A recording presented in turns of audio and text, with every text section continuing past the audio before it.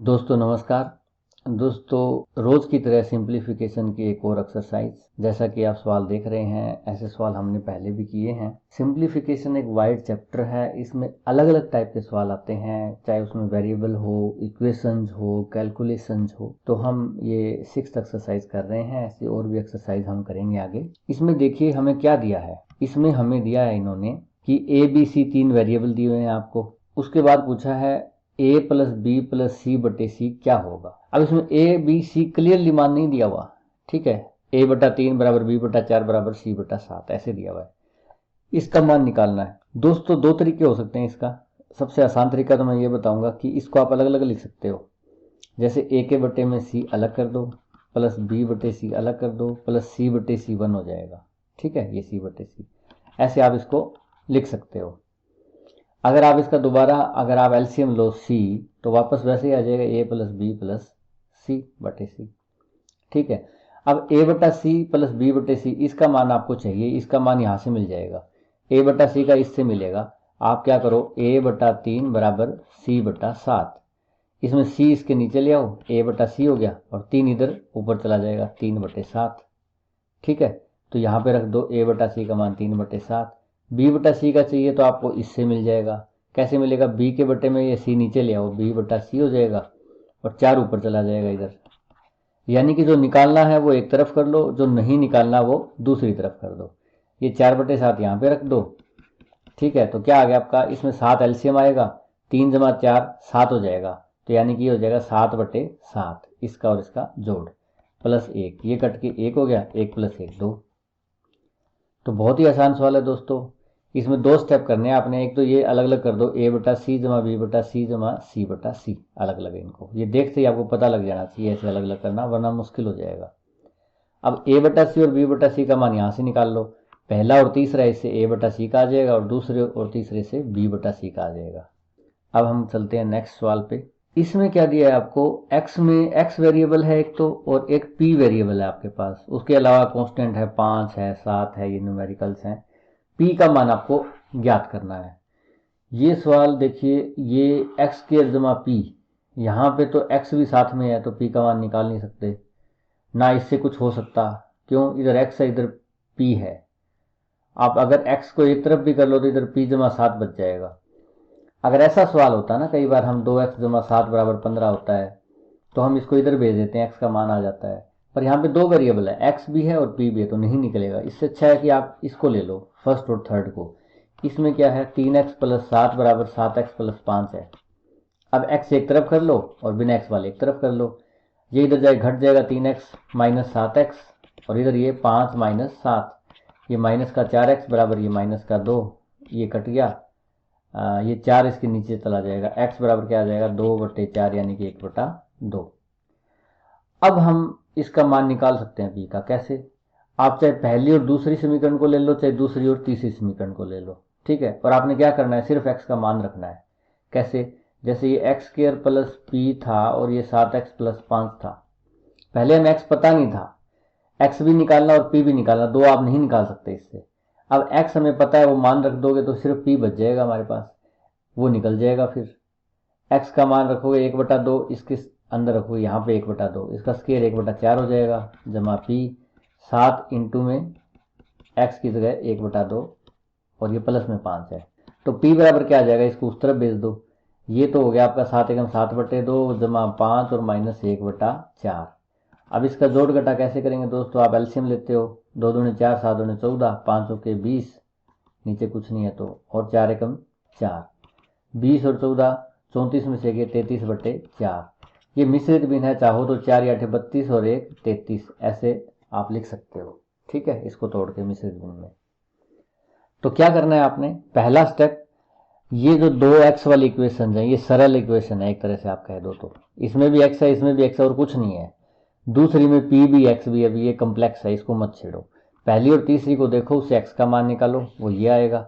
x का मान कोई भी दूसरी तीसरी ले लो या पहली दूसरी ले लो, ठीक है। उसमें x का मान यहाँ रखोगे तो क्या बच जाएगा, सिर्फ p बच जाएगा। x का मान तो आपने रख ही दिया, बाकी आप जोड़ घटा गुणा करोगे उससे p का मान आ जाएगा, ठीक है दोस्तों। अच्छा, अगले सवाल में चलते हैं हम। इसमें क्या दिया है, इसमें ए और बी दो वेरिएबल हैं, ठीक है, आपके पास न्यूमेरिकल्स में संख्याओं में 2 3 ये दिया हुआ है।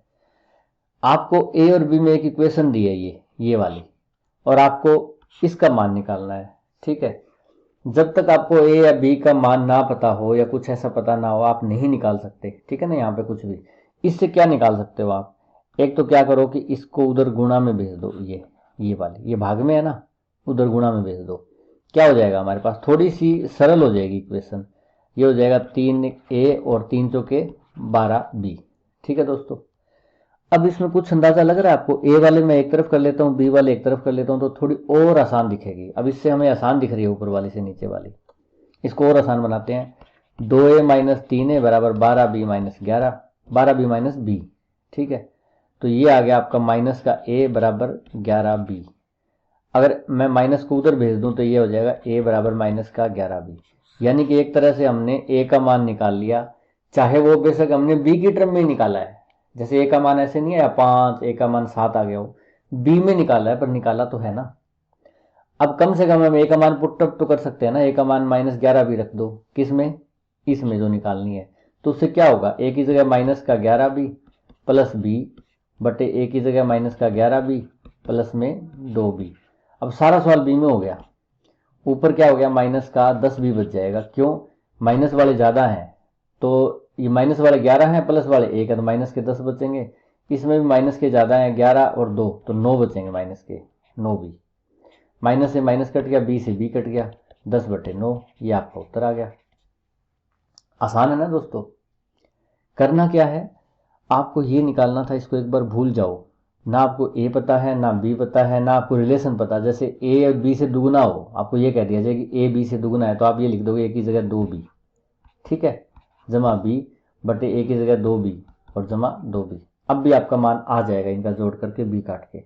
पर आपको तो दिया ही नहीं हुआ ए और बी, पर आपको ये इक्वेशन दी हुई है, इससे कुछ ना कुछ निकाल सकते हो। ये इधर गुणा में चला जाएगा, ठीक है, इससे ए और बी का मान आ जाएगा, ए का मान -11b आएगा, वो इसमें आपको टप कर दोगे यहाँ पे। तो ऐसे आपका सवाल ये हो जाएगा।